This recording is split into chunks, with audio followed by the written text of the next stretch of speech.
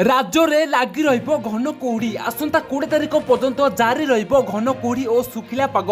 केतक जगह घन कुहुड़ी समस्या सृष्टि करे तेज भिडियो आगे जाए भिडियो लाइक करूँ चैनल को सब्सक्राइब करूँ पाखे बेल को दबे ऑल नोटिफिकेशन क्लिक करूँ कारण जहाद्वारा जब भी पाणीपाग विभाग लाटेस्ट अपडेट आपण मैंने आम चैनल माध्यम सर्वप्रथम पाइपर चलतु लेट नक खबर उपर नजर पकड़ा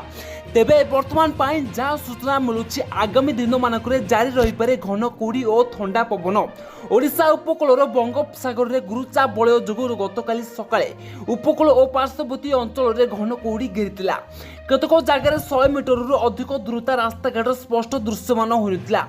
एथिपाई परिवेश सबु समस्यार सम्मुखीन करुच्ची अनेक अंचल में मध्याह्न पर भी कुहुड़िया रही पाग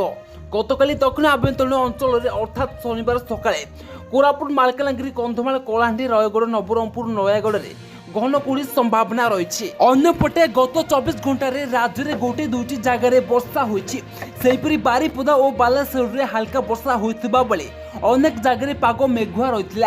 आज भद्रक और बालेश्वर में सामान्य वर्षा हो पारे से आपण मैंने अलर्ट रुहतु बात पाणीपाग विभाग लाटेस्ट अपडेट यही पाणीपाग विभाग लाटेस्ट अपडेट पाइबे कहले आम चैनल को सब्सक्राइब कर पाखे बेल को दबाई ऑल नोटिफिकेशन क्लिक करूँ।